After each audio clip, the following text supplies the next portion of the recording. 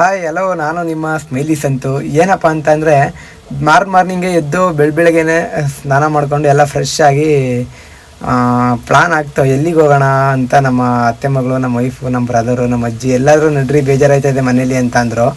ಅದಕ್ಕೆ ನಮ್ಮ ವೈಫು ಮತ್ತು ನಮ್ಮ ಅತ್ತೆ ಮಗಳು ಅಂತ ಅಂದರು, ಕೆರೆ ತಣ್ಣೂರು ಹೋಗಿದ್ದು ಬರೋಣ ನಡ್ರಿ, ಚೆನ್ನಾಗಿ ಮಾಡ್ತಿದ್ದಾರಂತೆ ಕೆರೆ ತಣ್ಣೂರು.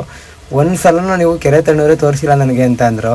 ಅದಕ್ಕೋಸ್ಕರ ನಾವು ಕೆರೆ ತಣ್ಣೂರು ಹೊರಟಿದ್ವಿ. ನಾನು, ನಮ್ಮ ಅಜ್ಜಿ, ನಮ್ಮ ಬ್ರದರ್ ಎಲ್ಲ ಆಲ್ರೆಡಿ ಇವಾಗ ಕೆರೆ ತಣ್ಣೂರಿಗೆ ಎಂಟ್ರಿ ಆದ್ವಿ.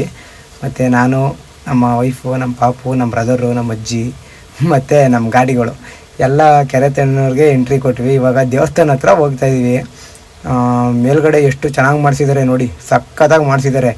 ಫಸ್ಟು ನೋಡೋಕ್ಕೆ ಲಕ್ಷಣವೇ ಇರಲಿಲ್ಲ, ಏನು ಇಷ್ಟೊಂದು ಅಸಹ್ಯ ಅನಿಸೋದು. ಇವಾಗ ಅಷ್ಟು ಚೆನ್ನಾಗಿ ಮಾಡಿಸಿದ್ದಾರೆ ಕೆರೆ ತಣ್ಣೂರನ್ನ. ನೀವು ಫೋಟೋಶೂಟ್ಗೆ ಆಗಲಿ ಎಲ್ಲದಕ್ಕೆ ಆಗಲಿ ಸೂಪರಾಗಿದೆ, ಸಖತ್ತಾಗಿದೆ ಮಾತ್ರ. ಫಸ್ಟ್ ಥರ ಇಲ್ಲ, ಇವಾಗ ಭಾರಿ ಸಿಸ್ಟಮ್ ಮಾಡಿದ್ದಾರೆ. ಈಗ ಭಾರಿ ಶಿಸ್ತು. ಯಾವ ಥರ ಅಂತ ಅಂದರೆ ಅಲ್ಲಿ ಪೊಲೀಸ್ನೇ ಬಿಟ್ಬಿಟ್ಟಿದ್ದಾರೆ ನೋಡ್ಕೊಳ್ಳೋಕ್ಕೆ ಒಬ್ಬರನ್ನ.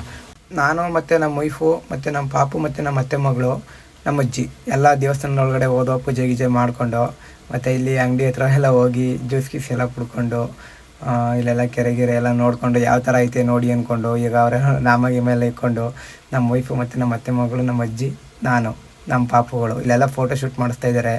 ಸೂಪರ್ ಜಾಗ. ಆಮೇಲೆ ಕೆಳಗಡೆ ದೇವಸ್ಥಾನ ಹತ್ರ ಹೋಗ್ತಾಯಿದ್ವಿ, ದೇವಸ್ಥಾನ ನೋಡ್ಕೊಬರೋಣ ಅಂತ.